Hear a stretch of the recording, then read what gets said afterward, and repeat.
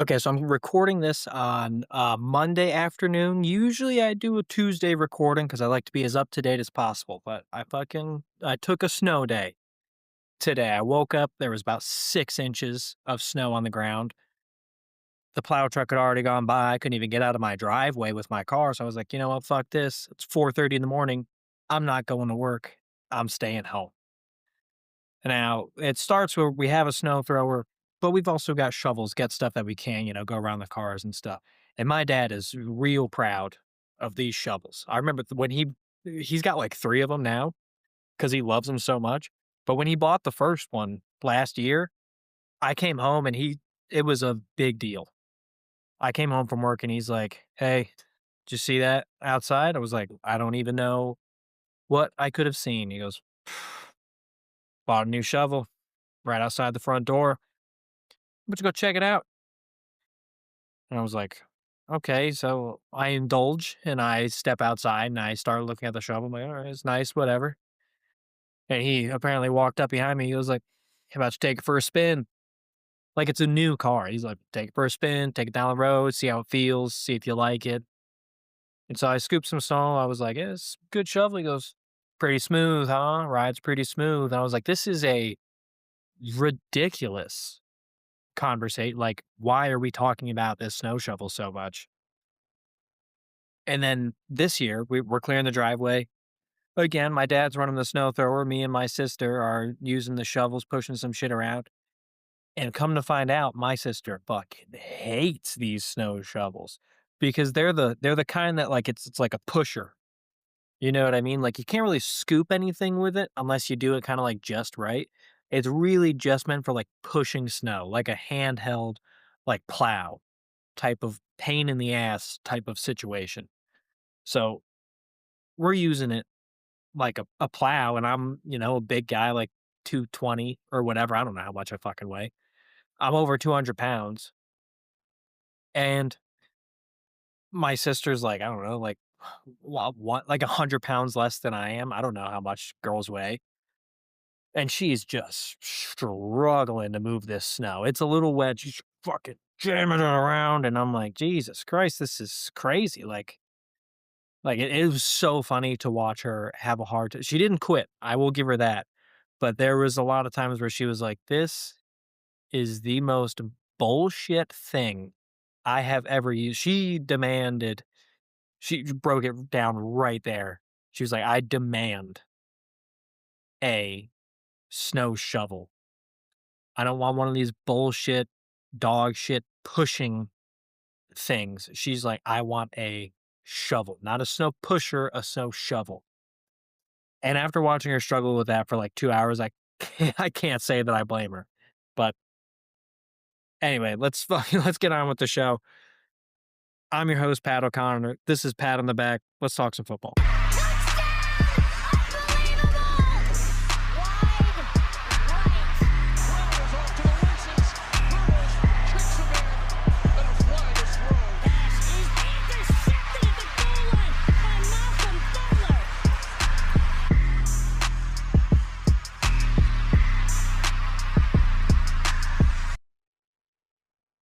Welcome to Pat on the Back. I'm your host, Pat O'Connor, and it's just a bummer today, isn't it? Like, I mean, I'm recording on Monday.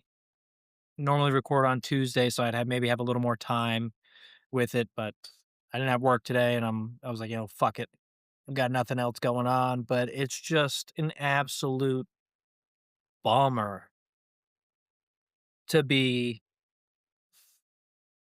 in the position where the Bills are once again eliminated from the playoffs. Now, it's like the reason I wait for Tuesday is because news breaks on Monday, so I don't normally get into stuff. I want to look into things, but we had the McDermott firing, which I'm going to talk about later in the show, because of how I structure things, and I can do that all I want because it's my fucking show. I I wasn't. It was weird because when they lost, like I was upset, but like intentionally distracted myself and went with a little bit of cope saying like, "You know what? At least it wasn't the Chiefs this time." You know what I mean? Like, at least we didn't lose to the Chiefs again in the playoffs. And I ignored everything else, like, heavy just trying to cope and forget and go to bed. I didn't watch football for the rest of the weekend. I had the Patriots game on Sunday, I barely fucking looked at it. And then the Rams Bears, I was checking the score, and Seattle I didn't watch because I knew Seattle Niners was gonna be a blowout, so I didn't even fucking bother watching that. But anyway, it just kinda sucks because I think a lot of people unfairly put a ton of pressure on Josh Allen saying like, "Oh, he doesn't have any kind of excuse to not win the Super Bowl this year." And it's like and they list like, "Oh, the quarterbacks that Josh Allen's beaten in the playoffs is like Bo Nix and, fuck, I don't know. I don't even remember the list. It's just it was a bunch of like, kinda dog shit backup quarterbacks, minus Bo Nix, who, yeah, I mean, he played him last year as a rookie. Like, what do you expect out of that? You know what I mean? Like, players like that, no big names. Though he's beaten Lamar Jackson, so I don't know what they're talking about on that now that I think about it. But a lot of them have been like no name quarterbacks. And what they're not thinking about is like, okay, he's lost he's lost 8 times in the playoffs. Uh, 6 of those 8 times he's lost to Mahomes. You know what I mean? So someone who's has been heralded as, "Oh, he's in the GOAT conversation already," by some, like, when he was in his heyday, like, really making those changes, they're like, "Oh, he's in the GOAT conversation with Brady." And so you take away those because it's like, well, if he was supposed to be better, then alright, whatever, fine. But then you look at, okay, he lost to Bo Nix here, like, the other time he lost to Joe Burrow and then he lost to Bo Nix. So take out 2 losses, he loses to Patrick Mahomes all the time. And it's like just but they beat the Chiefs in the regular season all the time. So it's, one way or the other type of thing where it's like, well, what do you expect? Like they're both at the top of their game at the same time. They're both on the best teams at the same time, and you go like, yeah, they're splitting. It's pretty down the middle in terms of record. I don't remember exactly what the record is against each other, but it's, including the playoffs, it's pretty down the middle. Most of the playoff losses come against Patrick Mahomes. That's how it goes. Like, I'm not gonna fault him for that. Also, I think this is one of the worst teams that the Bills have fielded in the playoffs. When you look at the amount of injuries that they've had throughout the season on defense, their lack of a true number one receiver, and the I don't know if it's inability, but the unwillingness, maybe, I don't know, unwillingness to not field any changes at safety at the trade deadline, pass rusher at the trade deadline, run blocking at the trade deadline, fucking wide receivers at the trade deadline. Like, you didn't fix a lot of the clear problems, and it's like, okay, so what is the deal? Like, Josh Allen doesn't have any deep threats on this team. I don't remember exactly what it was, but I remember his ranking, and his ranking on average depth of completion was like 24th or something like that. So they don't throw the ball down the field because he's got no one to throw it to down the field. Khalil Shakir is one of my favorite players in the league to watch because he's shifty and he's so much fun to watch. But it, like he's not a deep threat. You saw him in this game if you watched uh this past divisional game. He caught a pass and he gets run down. He's shifty and quick. He's not light speed fast, which is fine. You know, that's fine. But it just sucked because for one, I think a big reason that Josh Allen and the Bills lost is because Tony Romo called him Mahomes at one point, which is like, a lot of people are like, well, that's just how infatuated he is with Mahomes. It's like, no, fuck that. Okay, because you made a mistake.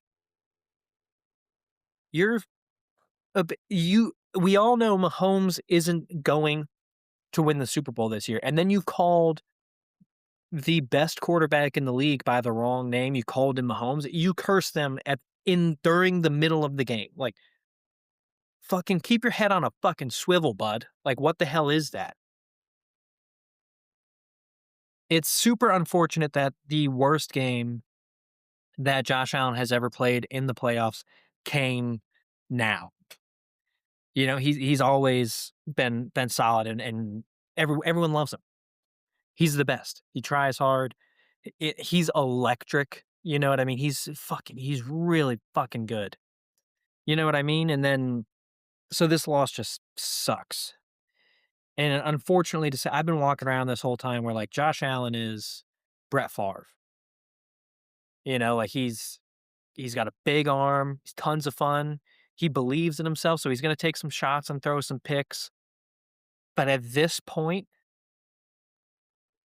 I am at on the very, very tip of starting to think that Josh Allen is gonna be more Dan Marino and less Brett Favre, where he's just it doesn't matter how good he is, he's not gonna win one. That being said, I heard someone I wish I knew who it was, I don't remember their name, because it was reported by, like, a third party, and someone who's a diehard Bills fan said, I would rather never win a Super Bowl and have Josh Allen as my quarterback than not have Josh Allen and win a Super Bowl." And I think I agree with that. Josh, he's the greatest guy. He's done so much for the team and the city and just the way he approaches that he tries so fucking hard and he took so much accountability for the loss in a season where he really did have to be Superman in order for them to win. He really did. He had to do everything he could and he had a bad game and he feels like he let the team and I'm like I might be okay with the Bills never winning a Super Bowl with Josh Allen as long as Josh Allen is the quarterback in Buffalo. And I say that knowing that it's going to be escalated heartache and heartbreak every subsequent season because with Josh, you're always going to get close. But if the deal is you never win one, that means you're going to get close to winning one so many times. That means in the playoffs, something stupid is going to happen in the AFC Championship that cuts you down too early. And it just, fuck, God damn it, it sucks, dude. It sucks so goddamn much. This is what I have to say, though, is that what it has taken every season for the Bills to lose is the team that goes on to win the AFC Championship. It's been the Chiefs for years have been knocking Josh Allen and the Bills out, and they always make it to the Super Bowl. And then one year it was the Bengals, who in that year made it to the Super Bowl. So it takes the best team in the AFC to beat the Bills, which is nice. It would just be a little bit nicer if that team would win the Super Bowl every year, because I do have a rule that I try to follow that if the Bills lose in the playoffs, the team that beat them better win the Super Bowl. Because then at least, like, yeah, my team lost, but they lost to the best team in the league. You know what I mean? The only exception to that rule is if it's the fucking Chiefs. It used to be they fell under that same category. Like I don't root for the other team, but like that's my pick on who I want to win. Except for the Chiefs because I hate the Chiefs so much. They beat us too many times. I hate him. And, there's some controversy going on. The problem with this game, where yes, the Bills should have been better. 5 turnovers. You're not going to win games if you have 5 turnovers. But the way that the Bills were playing and the way the game was going, the 5 turnovers aren't really, I wouldn't say, aren't the reason that the Bills lost, because they were pushed the game to overtime. They had the chance to go on a game-winning drive in overtime after getting the stop on the Broncos, who had the ball first. So it's like they were right there, despite having 5 turnovers from their 2 best players. The 2 fumbles and 2 picks by Josh and the 1 fumble by James Cook. You take one of those away, and we're probably like probably doesn't go to overtime. We win that game, and that is true. Late in the fourth quarter, Brandon Cooks doesn't slow down on a route, and he catches a ball and tiptoes into the end zone, maybe right on the edge, and then one play later, Josh Allen doesn't miss Dawson Knox on a potential touchdown late in the at the end of the fourth quarter. Like there's things that happen, of course, but it's just for it to have been like kind of a referee thing that lost them the game is a thing that fucking really hurts, because it's like, God damn it, of course. And it would be one thing. So like on the pass interference, because we gave up like 55 yards in penalties on the final drive in overtime. It would be one thing if the refs had been calling a tight game the entire time, but they called a fairly loose game and was really letting the guys play for a lot of time, most of the time, and then it gets to overtime in a playoff game, and that's where they're buckling down on, like, tighter calls. That feels kinda like bullshit. I don't like that at all. I'm not, like, sitting here saying it's a conspiracy, because they were pass interference things. I went through a stretch where I did the 7 stages of grief or whatever it is. I went through them in a completely wrong order, where I was in acceptance, and then I moved to denial and then anger. Like I messed that shit up. I did completely wrong order. Um, and when I moved into anger, I was like, fuck these guys. Like they fucked that up. We lost because of the refs. And I'm not a conspiracy guy saying that. Like if it was a conspiracy, it would be a conspiracy in favor of the Bills.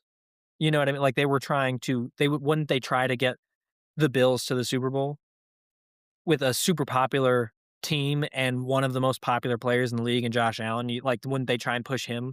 But they're not gonna go with Bo Nix and the Broncos over the Bills. Like, if the NFL could fucking pick who wins every game and it was scripted like the WWE, like, that's not what they would do, because the Broncos just aren't gonna sell as well, you know what I mean? But that doesn't make sense. So, were they right to call the plays? Yes, I think they were, DPI for sure.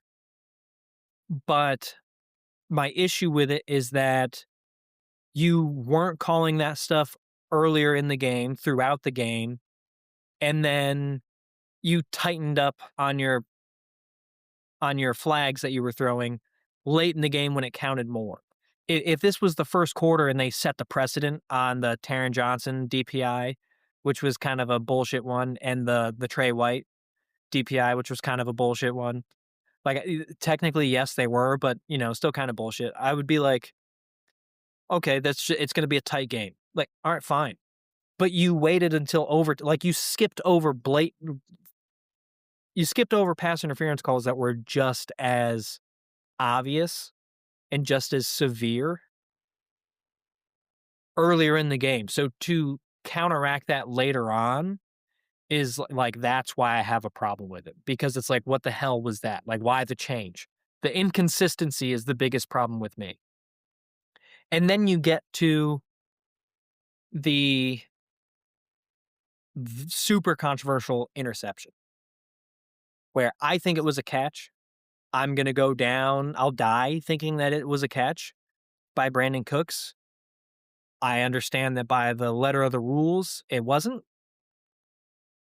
but I think it was a catch. I'm not gonna back off on that. The problem is how fast they sped through the process. At least give me the fucking dignity of making a like, we're digging deep into this and we're gonna make sure. Don't fucking speed through in a super major important play in overtime, and you're gonna power through and not show me a guy going to the fucking thing and looking at shit with a curtain over his head. Show me that guy. I don't care if the decision's already been made. Just treat me, the fan, with a little bit of fucking respect. And go through the rigmarole and the fucking that was a hell of a word. The rigmarole and the put on the fucking show for me. I'm here to be entertained. Put me in some fucking suspense. You know what I mean? But the way they fucking breezed through it made it feel like so much more bullshit because fucking what's his name? Fucking the guy who's in New York. I can't even think of his name. Sugar Will or whatever the fuck. Will Sugarbomb? I don't remember. Like, don't that guy's never fucking taken a snap as a referee or like fuck that guy. He doesn't know what he's talking about. He's sitting there at a desk with his computer and he's fucking a million miles away. Fuck that guy. At least give me the fucking pageantry that I deserve when it comes to a controversial call like that late in a game where it's been a really good game. It was, and you'll let the players play where they made the right decision. They let the fucking holding call go in the end zone. I think that was the right call in the overtime. Like, let them fucking play. But then you switch it up and it's like, oh, now we're not letting them play. It's the inconsistency and the rushed feeling that the referees put on display that has got me bothered the most. Because it's like, yo, fuck you, okay? Fuck you. I heard someone say like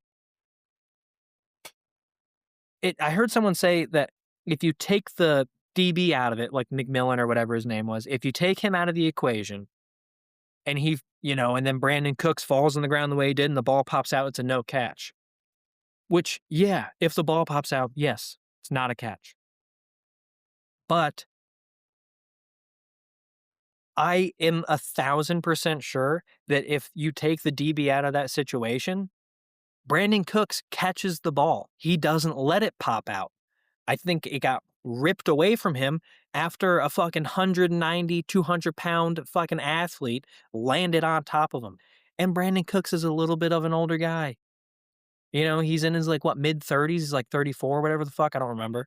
Like, let a grown man you and another grown man go jump up into the air, and he's gonna land on top of you. And tell me if you're gonna hold on to whatever you're holding on to, if you're gonna fucking let it go, and maybe you're gonna get up a little bit slowly. I think I might get up a little bit slowly. I think I might let go of whatever I'm holding on to. And then to have the Bears-Rams catch with Devontae Adams be a super similar thing, but it gets called the other way. And they go, no, it is a catch. There were people on Twitter. Richard Sherman, a Hall of Fame corner, was like, no, that would have been ruled a catch. Like, okay. So the people like me who are saying it's a catch, even though I know that it wasn't, but I'm going to die on the hill saying it was, even though I know it wasn't, is that we're not that off base for thinking so. It's not like the people who are like, this is obviously not a catch. I'm like, you're fucking stupid. It's a catch. It's a catch.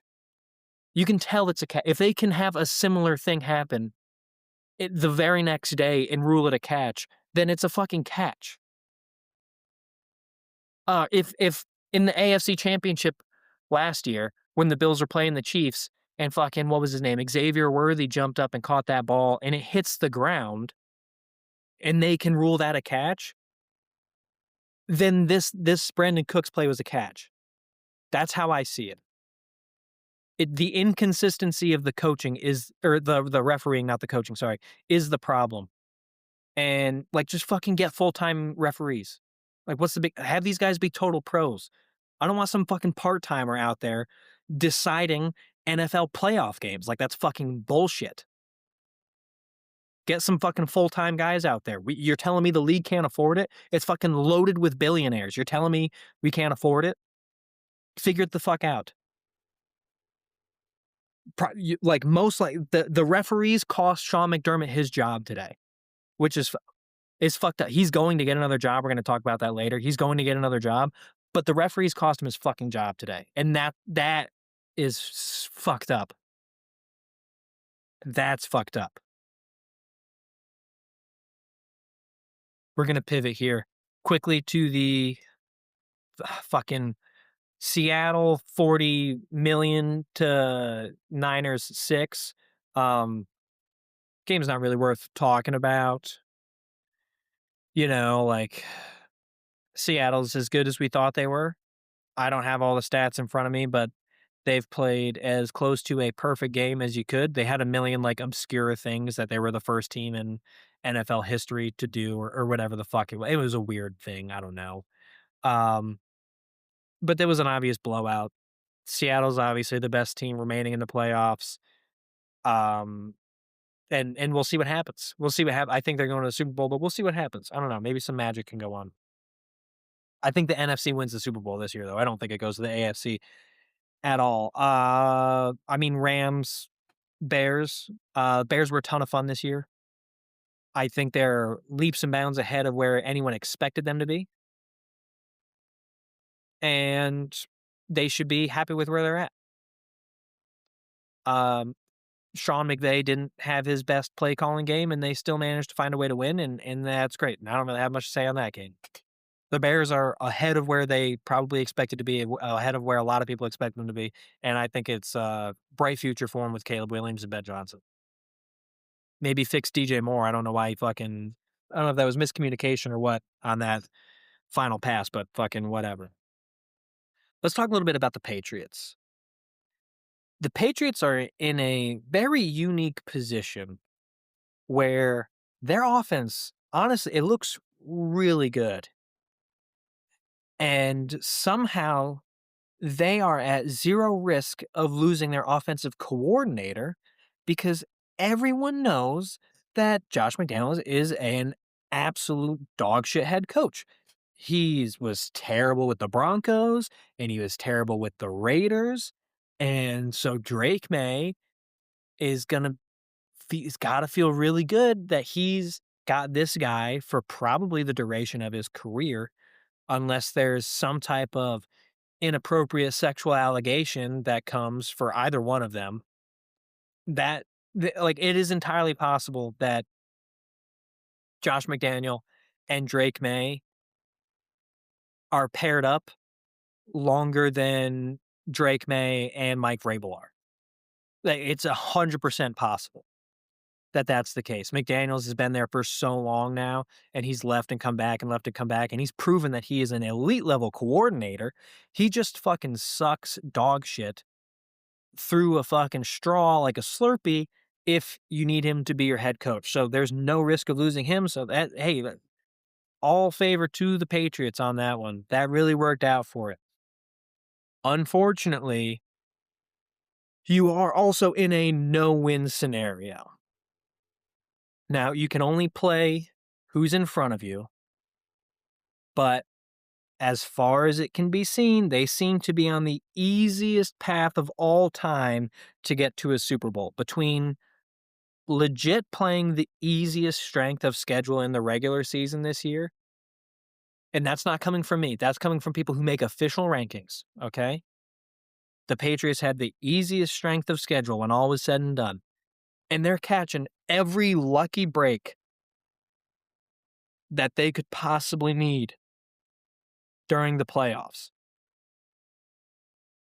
Like, the CJ Stroud throwing like fucking 4 picks or whatever it was, like, that's what you guys needed to win this game because, like, yeah, you were lighting up the defense, but make no mistake, CJ Stroud was bad.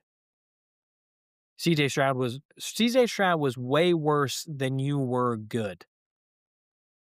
And I think that's fair to say. I don't think that's that out of bounds to make that assessment, right? But the no-win scenario is that no matter what happens, like, so if you go and you beat the Broncos, you'll be criticized for your schedule and called frauds, even just for making it to the Super Bowl. If you win the Super Bowl, you might mute that, okay? If you play against Seattle and you beat Seattle, you might mute that stuff.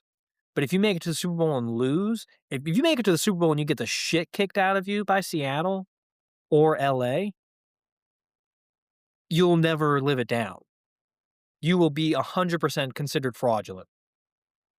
The other flip side of that, say you don't make it to the Super Bowl. Say you lose to the Broncos. You lose to the Jared Stidham Broncos. You're going to get hit with frauds again. There's not a doubt in my mind you'll be hit with frauds again. And I don't know if I'm going to say it right now, but I'm not going to not say it. I might be quick to commit to that fucking bit. That's for fucking sure. Because the Patriots have quickly become another team that I am fully ready to hate. And everyone, like, people are like, oh, well, don't worry. We're going to bring another Super Bowl to the AFC East. Like, that's not a fucking W for me. Okay. The division winning a Super Bowl isn't a fucking win. The conference winning a Super Bowl is a win because if you knock my team out of the playoffs, you better win the whole fucking thing. That's a win. I give a fuck about the division. I haven't cared about the division in 5 fucking years because the Patriots have been absolute dog shit. The Dolphins have been bad. The Jets go without saying. They've been bad. But, like, get off my back with this fucking, oh, if the AFC East wins it, that's still a win. Like, no, fuck you. It is not. Okay, that's a trolling argument. And because I've been trolled, well, not me specifically, but as a Bills fan, I'm being trolled. I'm going to troll Patriots right back. And I'm going to find a way to say that you are fraudulent. And the only way to not do that is to win the Super Bowl, which I don't think you will do because you guys don't deserve it. Also, I think Seattle is that good. And the only team that feels like they can beat Seattle is the Rams because they are Seattle with less mistakes. But I still think Seattle's better than the Rams. It's nuts. But anyway, they're fucked. It's a very no-win situation for the Patriots. Let's pivot back. So right before I started recording, an article broke about who the Bills should pick up as their next head coach because they have fired Sean McDermott. But I want to start out by saying that when I became a Bills fan, Rex Ryan was the head coach, and that only lasted for a year or two, and then we hired Sean McDermott. And I was like, I don't really know anything about this guy. I am relatively new to football. I've only been a fan for a handful of years. Um, and I think 1, maybe 2 of Rex Ryan's years, if that. Like not long at all. I've been a football fan, and so he's been the head coach for my team for the majority of my fandom. And he turned the team around. He fixed the culture. He built a strong, respectable team and pretty consistently good defense, and was really just like the best guy he was a good person to lead the team. He's a good individual. He's a good man. And because of that, on one hand, I acknowledge that I think a change was the right move, but it is still, kind of sad to see someone who's been that strong of a figure kind of go away because he ended the 18-year playoff draft, and that's a big thing for Buffalo. at the time, I think that was the longest active streak of not making the playoffs. And Sean McDermott was a big part in fixing it. He fixed it before Josh Allen showed up. He fixed that when he traded for Tyrod Taylor. Um, and he's just yeah, I don't know, I didn't like really like I didn't prepare a speech, but it's just like, it's I just like thank you to Sean McDermott for everything he's done. I don't know if I completely agree with the firing. I acknowledge that I don't know that it's the wrong move. He's made his mistakes in the postseason coaching wise, and he's he's made his mistakes, and he's also done a lot of good at the same time, and it's kind of one of those things where you just it kind of sucks to see him go. And so very big thank you to Sean McDermott. He's going to get hired quickly, and I hope it works out. I bet you he goes to the Raiders because they've got the number one pick. I bet you, and they'll like imagine you don't have to pay Fernando Mendoza for the next 3 to 4 years, whatever it is. Like you're going to be in such good shape to build that. He'll fit wherever he goes. It'll be a team that might be considered to be a broken culture team, and he's going to fix it because he's a strong presence. He's a great head coach.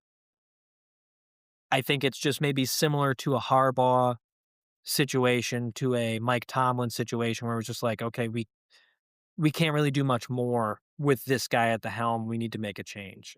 But still, very much, I can't say it enough times. Thank you to Sean McDermott, and it's going to be great wherever he goes next.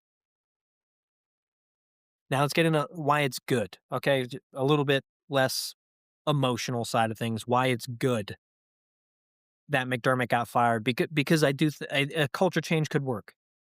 It could bring in something. The past, I don't remember how many in a row, a million Super Bowls in a row. The head coach of those teams have been offensive minded head coaches, and Sean McDermott's a defensive guy. And clearly, we don't have the receivers. Like it took him years to build a run game. Took him we have no receivers this year. We haven't had a as good a wide receiver as Stephon Diggs was since he left. You know what I mean? So there are deficiencies that come with having an having a defensive-minded head coach where they don't always necessarily fix the problems on offense first. And hopefully that changes now. When you bring in a new guy, we have these glaring things, and so that's why I think it's good because it'll fix some of the key things we have on offense, hopefully more effectively, and we'll find a way to take advantage of having Josh Allen without the risk of losing the offensive coordinator. Remember, that's what happened with Brian Daboll. He had a why did I say it like that? Brian Daboll. He had a great year or two with Josh Allen and showed steady improvement. Then he left for the Giants, and it's like, okay, now we have to fix that problem. And it can be hard to replace a guy like that. But anyway, why it's bad is because the top guys who were kind of in like the head coaching carousel are eaten up. And Buffalo is, I would say, arguably the number one destination for a head coach right now. Like that's the job to want, would be head coach of the Buffalo Bills, I think, right now. Which means that the Bills are gonna have their pick of the litter, which is fucking sick. That's good. We can interview anyone and everyone. You'd be a fool not to accept an an interview from the Buffalo Bills, and you'd be a fool to turn down a position if it's offered to you. But it becomes like, who do you get to replace Sean McDermott? And like, is an offensive head coach the way to go when you have Joe Brady?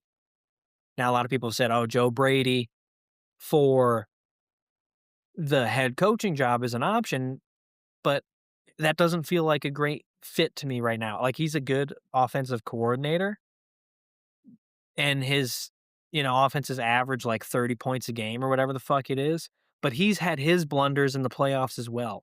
So would it really be fixing anything to have someone from that coaching staff come on? Someone who largely learned from Sean McDermott how to be an NFL head coach come on. And I'm not saying that it's impossible. I'm just saying I don't know that it's the right move. And like, it's sketchy. It's a different job. I can't picture Joe Brady doing that job. Is the long-winded way of saying that. But like I said, there was an article that came out right before I started recording, so I stopped what I was doing and I read the article, and they suggested some people because I was like, I don't know who to go. Who do you get? Like Mike McDaniel, like that would be fun, but I think he's going to be a great offensive coordinator. I think it's and the Bills need someone who can hold down the fort. I don't think they respect Mike McDaniel enough for him to be the head coach, so I don't think he'll go there. But you look at guys like, okay, so Joe Brady. Some other people were saying Clint Kubiak, who's Seattle's offensive coordinator, Brian Dable, who worked with Brandon Beane and Josh Allen before, and in some of his best years in coaching, he was the offensive coordinator there. So you do have some guys where it's like, okay, maybe that's the right move, but do you really need to get an offensive head coach when you have Joe Brady, who could realistically be considered for the head coaching position? It gets a little tricky. I don't know if that's the right move. But then you look at some of the defensive guys that, and this is just from a Yahoo Sports article. I wish I wrote down who wrote it, but they're like, okay, Brian Flores, the Vikings defensive coordinator. Their defense has been fucking really good, but he was the head coach in Miami, didn't have a lot of success over his 2 or 3 years there, whatever it was.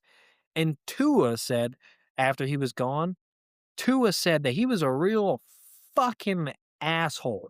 So is that really someone that you wanna bring into the organization? I don't know. I don't know. I'm not feeling that. And then another one they suggested was Bill Belichick. No. Okay, he's in his mid-70s. He's got some weird shit going on with his super young girlfriend because they talked philosophy on a plane one time. I don't wanna be a part of that. I don't want that anywhere near my team. He doesn't draft players very well. Like, it's just I don't know. I don't like that fit. It feels wrong. Feels bad to do that. And you look at the NFC, the oldest head coach in the playoffs in the NFC was Matt LaFleur, and he was like 45. Okay, so maybe the trick is getting a touch younger than fucking 70 fucking 3. All right, which brings us to a pick that I really don't hate in Chris Shula, the Rams defensive coordinator. Now, he comes from the McVay coaching tree. He's been with the Rams for a long time. Um, the Rams have a sneaky good defense and a very disciplined defense. Now, McVay's had a lot of success with guys that came from underneath him, between like Matt LaFleur and I think Liam Cohen coached underneath him at one point as well. Like some guys who were really good, but he's also got some guys who weren't as good, whose names I can't remember because they weren't that good. So is it a surefire thing? No, because he doesn't have like Dan Shula doesn't have, or Chris Shula, sorry, doesn't have head coaching experience, but we know that he can handle his side of the ball. And I think between Joe Brady and Chris Shula, that'll work.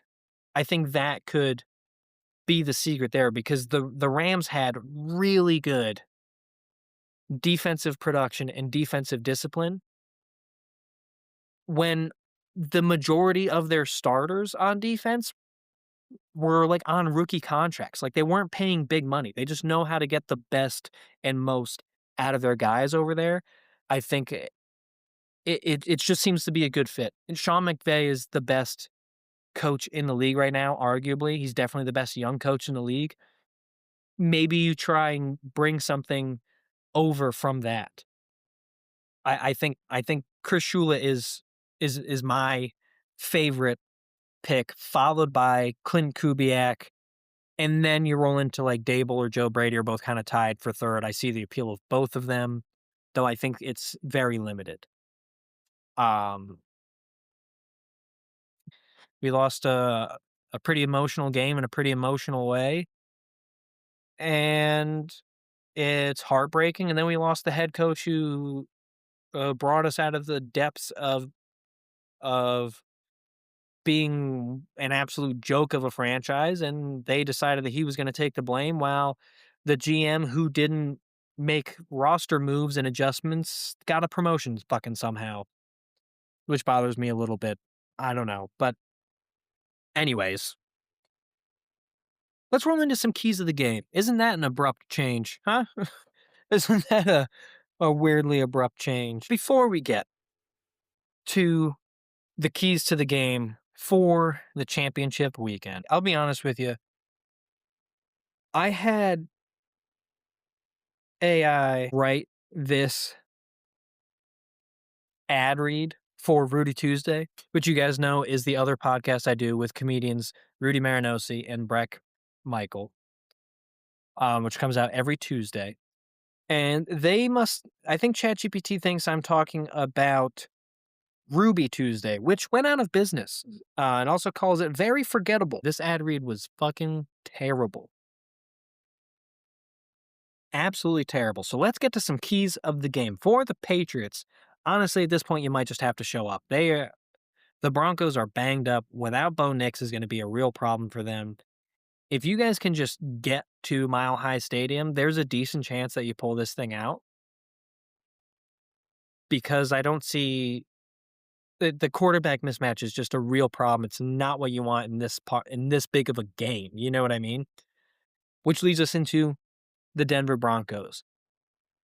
See if you can make a bet with the New England Patriots before the game that they can lose before the game, and the stakes are if the Denver Broncos win, then you guys get to switch quarterbacks for one game, and I think the NFL should sanction that. I think that's a good to go, clear-cut way to do it. Just win a bet against the Patriots so that you guys get to play with Drake May, and they have to play with Jared Stidham. LA Rams. Sean McVay needs to be better this week.